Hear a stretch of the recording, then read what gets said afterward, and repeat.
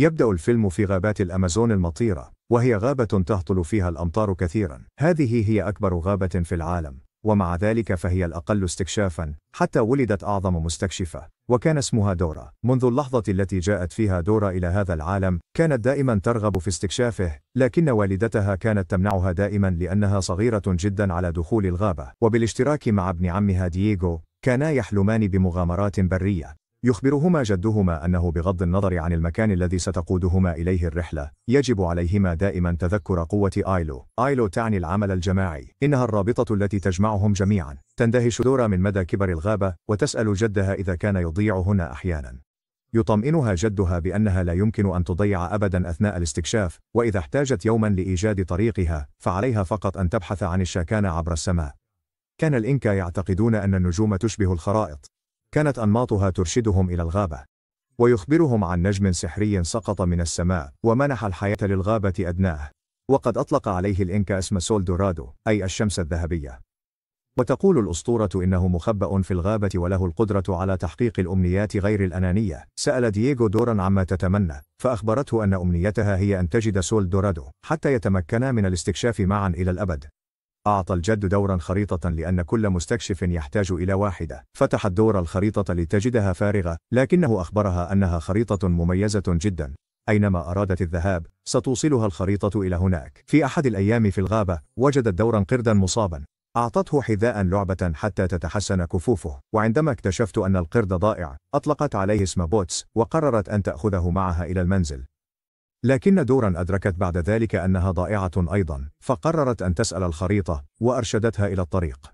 بعد 10 سنوات، أصبحت دورا شابة. طمأنت نفسها بأن اليوم هو اليوم الذي ستجد فيه سول دورادو. تحيي كل فرد من عائلتها، ثم تلتقي مجددا بدييغو ليواصلا بحثهما عن سول دورادو. لقد بحثت دورا في كل الكهوف القريبة، والكهف الذي سيبحثان فيه الآن هو الأخير في قائمتهما. تعتقد أن آخر مكان تبحث فيه عن شيء ما هو المكان الذي تجد فيه ما كنت تبحث عنه أخيرا. عندما وصلوا إلى الكهف، شعر دييغو وبوتس أن دخول الكهف فكرة سيئة بسبب علامات التحذير المنتشرة في كل مكان، لكن دورا ظلت متفائلة حيال ذلك. دخلت دورا ودييغو الكهف، وما إن نظرت إلى الخريطة، حتى أدركت أن هناك دليلا عن سول دورادو داخل الكهف. سقطت دورا في حفرة، وهناك وجدت أخيرا كنزا مميزا للغاية. وعندما أخذته، بدأ الكهف كله يشتعل بالنيران. قفز دييغو بحبله وأخرج دورا، لكن أثناء ذلك، سقطت خريطتها في النار. خلال الإفطار، لاحظت العائلة كلها أن دورا غير سعيدة. أخبرهم دييغو أنها فقدت خريطتها. قالوا لدورا ربما لا تحتاج إلى خريطة لأنها تعرف الغابة أفضل من أي خريطة، لكن دورا تعتقد أن الخريطة كانت مميزة. لقد أعطاها إياها أبويليتو، وهي السبب كونها مستكشفة حقيقية، وبدون الخريطة، تعتقد مغامراتها انتهت. يلتقي بها دييغو في مكانها الخاص ليجعلها تشعر بتحسن، ويخبر دورا بخبر كبير. كاميلا الفارسة أصبحت الآن المديرة الجديدة لعالم الغابة. تعتقد دورا أن هذا قد يكون اتجاهها الجديد. تخطط للعمل مع دييغو في عالم الغابة حتى تحصل على فرصة للتقرب من كاميلا الفارسة. في صباح اليوم التالي، تصبح دورا موظفة في عالم الغابة. تلتقي بكاميلا الفارسة وتخبرها بأنها من أكبر معجبيها. تخبر كاميلا بأنها السبب الذي دفعها للعمل هنا، على أمل أن تجد مغامرتها الجديدة. تسأل دورا كاميلا عن سبب توقفها عن الاستكشاف. تجيبها بأنها مثلها تماما، جاءت أيضا إلى عالم الغابة لتبحث عن مغامرتها الجديدة. تبدأ دور العمل فورا، حيث ترشد السياح إلى الغابة، وبجانبها زميلتها في العمل نايا، التي تبدو غير مبالية تماما. وبينما تخبر دورا السياح عن الحيوانات في الغابة وتحاول أن تريهم إياها، تدرك أن كل شيء هناك كان مزيفا. حتى أصوات الحيوانات كانت تصدر من مكبرات الصوت. تسأل دورا نايا عن مكان الحيوانات الحقيقية. ترد نايا إنهم في الغابة الحقيقية، وتطلب منها الالتزام بالنص. كان السياح يشعرون بالملل الشديد لأن كل شيء مزيف، حتى أن بعضهم طالبوا باسترداد أموالهم. في وقت لاحق من ذلك المساء، سألها دييغو عن كيف كان يومها الأول. أخبرته دورا أنه كان فظيعا، حتى أن أحدهم رمى عليها تشورو. وبينما كان دييغو يحاول التحدث معها، تذكرت دورا بطاقة الموظف الخاصة بها التي نسيتها في الترام. وعندما عادت، لاحظت رجالا مسلحين وتبعتهم. يفاجئها دييغو فجأة، متسائلا عما تفعله بمنطقة محظورة، محذرا من أن ذلك قد يوقعهما بمتاعب. يشاهدان بعض الرجال وهم يحفرون في أرض تاريخية دون أي اهتمام أو احترام، ويعتقدان أنهم لصوص آثار. يقترح دييغو أن يجدا كاميلا، لكن لمفاجأتهما تبين أن كاميلا هي زعيمة هؤلاء اللصوص. يري اللصوص كاميلا الذهب الذي عثروا عليه أثناء الحفر، لكن يبدو أن كاميلا تبحث عن شيء أكثر أهمية بكثير، إذ تطلب منهم الاستمرار في الحفر. وبينما كانت دورا ودييغو يستمعان، تكشف لأحد الرجال أنها تبحث عن سوار الإمبراطور. السوار هو المفتاح للعثور على سول دورادو، وتعد الرجال بأنها ستسمح لهم بأخذ كل الذهب عندما يجدون لها السوار. كاميلا لديها ثعلب أليف يدعى سوايبر يساعدها في سرقة الأشياء. وبمجرد أن عادت دورا إلى المنزل لتفحص أحد كتبها، تكتشف أن آخر إمبراطور للإنكا ترك خلفه سوارا ذهبيا كمفتاح لسول دورادو. وبمعرفتها أن سوار الإمبراطور مدفون تحت عالم الغابة، تخطط دورا لحفره قبل أن يفعل هؤلاء الرجال ذلك. دييغو يعارض الفكرة لأنها محفوفة بالمخاطر، لكن بالنسبة لدورا فهذا هو الاكتشاف الذي كانوا ينتظرونه. وإذا تمكنوا أخيرا من العثور على سول دورادو، يمكنهم استخدام الأمنية للعثور على الخريطة والعودة إلى الاستكشاف الحقيقي في الغابة الحقيقية. في اليوم التالي، عندما تأخذ دورا استراحة في العمل، تستغل الفرصة للتسلل إلى المنطقة المحظورة في عالم الغابة لتبدأ الحفر. ترى دورا بعض الرجال هناك وهم يخرجون صندوق كنز، لكنهم لم يفتحوه، بل أخذوه إلى الأرشيف لأن كاميلا تريد أن تكون أول من يفتح أي صندوق كنز يعثرون عليه. تستخدم دورا بطاقة الموظف الخاصة بها للدخول إلى الأرشيف.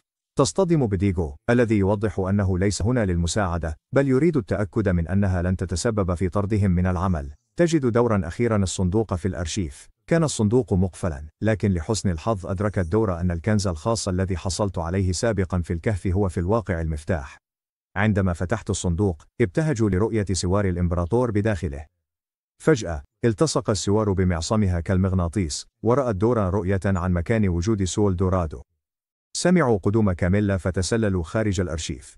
تجد كاميلا الصندوق فارغا، وتأمر رجالها بغضب أن يعثروا عليه. يخبر دييغو دورا أنهما بحاجة إلى تسليم السوار لهما لأن هؤلاء الأشخاص خطرون، لكن دورا ترد بأن هذا هو بالضبط السبب الذي يدفعهم لأخذه بعيدا عنهم. أثناء هروبهم، يمنع السوار دورا من الحركة. تدرك أن السوار كان يحاول فقط حمايتها، لأن كاميلا ورجالها يقفون أمامهم مباشرة. تصل دورا ودييغو إلى جولة سياحية ويصرفان السياح هناك، قائلين إن الجولة قد ألغيت. تلاحظ دورا شيئا غريبا عندما يلتقي دييغو ونايا ببعضهما البعض. يكشف ابن عم نايا، الأخ ساني، لدورا أن دييغو هو حبيب نايا السابق. تسمع نايا صوتا من الراديو ينصح جميع الموظفين بمنع فتاة معينة من الهروب من الحديقة، وكانت الأوصاف تنطبق على دورا. تشعر نايا بحماس شديد لأن شيئا مثيرا يحدث أخيرا هنا، وقررت مساعدة دورا ودييغو على الهروب. كما انضم ابن عمها، الأخ ساني، إليهم. تبدأ مطاردة حامية عندما ترى كاميلا دورا وهي ترتدي سوارا وترسل رجالها خلفهم. تعطي دورا حقيبتها إلى دييغو، حيث يجد مقلاعا يستخدمه لمهاجمة الرجال، بينما تستخدم دورا الخريطة لتوجيه نايا نحو المخرج. يجد ساني سهما منفوثا داخل حقيبة دورا، لكنه يطلقه عن طريق الخطأ على دييغو، مما يجعله ينام. تلاحقهم كاميلا بنفسها على دراجة، لكن دفقة ماء ترسلها طائرة إلى داخل المسبح. تتمكن نايا من قيادتهم بعيدا عن كاميلا ورجالها، ويوقظون دييغو من فقدانه للوعي. الآن أصبح الطاقم في الغابة، لكن سيارتهم تحطمت أثناء ذلك. تخبر دورا نايا وساني عن مهمتهم، وتقول لهما إنهم أصبحوا الآن فريقا. دورا هي الباحثة، دييغو هو المنقذ، نايا مسؤولة الإسعافات الأولية، وساني هو المساعد. من ناحية أخرى، وصلت كاميلا ورجالها إلى الغابة. وبمساعدة ثعلبها، يدركون أن دورا وطاقمها يغطون آثارهم. دورا مستكشفة خبيرة. لقد استهانت بها مرة من قبل، لكنها لن تكرر هذا الخطأ مرة أخرى. خلال رحلتهم، تلتقي دورا مجددا بقردها بوتس، الذي يخبرها أن كاميلا ورجالها على بعد خطوات قليلة خلفهم. تعثر دورا وطاقمها على قبر. تعطيهم نصيحة مهمة بألا يسحبوا أي ذراع غامض داخل القبر. لكن قبل أن تنهي دورا حديثها، يسحب ساني الذراع، وبدأت جدران القبر تقترب من دورا وطاقمها. تدرك دورا أنهم يجب أن يدخلوا إلى القبر لأن الإنكا يريدون منهم أن يضحوا بحياتهم من أجل الكنز. إنها اختبار. وبمجرد أن استمع الطاقم إلى دورا واستلقوا في القبر، أخذهم ذلك إلى حفرة عميقة جدا. وهناك، وجدوا تعويذة للسوار. وبمجرد أن وضعت التعويذة في السوار، منحها ذلك رؤية رأوا فيها دليلا آخر للعثور على سول دورادو. عند حلول الليل، يقترح دييغو أن يبقى أحدهم مستيقظا للمراقبة، ويتطوع ساني للقيام بذلك. ولكن بعد بضع دقائق، يرى وهو نائم مع الآخرين. تظهر كاميلا الثعلب فجأة في معسكرهم وتحاول أخذ سوار دورا، لكنها لم تستطع، فسرقت حقيبتها بدلا من ذلك. في صباح اليوم التالي، عندما اكتشفوا أن حقيبة دورا ضاعت، اقترح دييغو أن يعودوا إلى المنزل لأنه بدون حقيبتها لن يتمكنوا من البقاء ليوم آخر في الغابة. ولكن عندما رفضت دورا التخلي عن البحث، قرر دييغو أن يتركها ويعود إلى المنزل. وبمجرد أن غادر السوار ذراع دورا وذهب إلى دييغو ليجذبه للعودة. تخبر دورا دييغو أن السوار يريد منه أن يبقى، لقد اختاره ليكون قائدهم التالي. وعندما حاول دييغو ترك السوار، عاقبه، لكنه هدأ عندما وافق دييغو على مواصلة البحث. تساءل دورا دييغو لماذا لم يعد مهتما بمغامرتهم. يفصح دييغو عن أنه لم يرغب أبدا في مغامرتها لأنه كان من المفترض أن يكون في مغامرته الخاصة. يخبر دييغو دورا أنه تم قبوله في كلية علم الحيوان في نيويورك. هناك برنامج يختار 10 طلاب للعيش في مدينة نيويورك لمدة عام، وكان يعمل في عالم الأدغال فقط ليجمع المال من أجل ذلك. رحلته تغادر اليوم، وإذا لم يكن على متنها، سيعطون مكانه لشخص آخر. تبكي دورا لأنها لا تشعر بأنها دورا المستكشفة بدون خريطتها، لكن دييغو يخبرها أنه قبل يومين اكتشفت سوارا ضائعا منذ زمن طويل وله قوة سحرية، وأمس كانت تغوص في قبر العظام. يخبرها أن كل ذلك يجعلها مستكشفة سواء كان معها الخريطة أم لا. تقول دورا لدييغو إن كل ذلك بفضله. السبب في أنها تستطيع أن تندفع إلى المغامرة دون خوف هو لأنه كان دائما هناك لينقذها. لقد فقدت كل شيء بالفعل، ولا تريد أن تفقده هو أيضا. يؤكد لها دييغو أنها لن تفقده أبدا مهما قادتهما الرحلة. في تلك اللحظة، يظهر السوار لدييغو مكان سول دورادو. وبينما تخبر دورا بقية الطاقم أن سول دورادو مخبأ في معبد النور، تظهر كاميلا مع رجالها وتحاصرهم. وبينما يتم أسرهم، تأمر كاميلا رجالها بقطع ذراع دييغو لجمع السوار. ولكن عندما يحاولون فعل ذلك، يذيب السوار سيفهم. تقوم كاميلا بغضب برمي دورا من على الجرف، وتقرر أخذ دييغو وبقية الطاقم إلى معبد النور. وصلوا إلى طريق مسدود دون أي وسيلة للعثور على مدخل المعبد. وفي هذه الأثناء، تستيقظ دورا من السقوط، وتظهر لها أرواح الإنكا. يخبرونها أنه أينما أرادت الذهاب، عليها فقط أن تغمض عينيها وتتخيله، وستأخذها الخريطة إلى هناك. تشعر دورا بحماس شديد عندما تدرك أنها كانت الخريطة طوال الوقت. من ناحية أخرى، يشعر كاميلا ورجالها بسعادة غامرة عندما يجدون بوابة المعبد، لكن سعادتهم تتحول بسرعة لخيبة أمل عندما يدركون أن المعبد يحتاج لمفتاح لفتحه. تتسلل دورا وتشير بهدوء لدييغو أنها تملك المفتاح. يستخدم دييغو الحبل ليربط كاميلا ورجاله فجأة. تتمكن ساني من إسقاط أحدهم بحجر.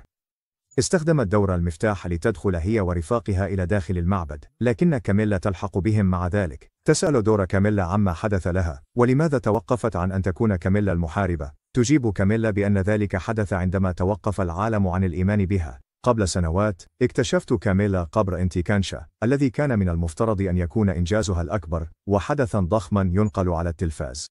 لكن عندما فتحت القبر ولم تجد شيئا هناك، أدار العالم ظهره لها، وسخر من كاميلا المحاربة، واعتبرها مزحة. جعلت دورا كاميلا تدرك أن الفشل لا يحدد من هي، فانضمت كاميلا إلى دورا ورفاقها للبحث عن سول دورادو. أخيرا، وجد الفريق سول دورادو.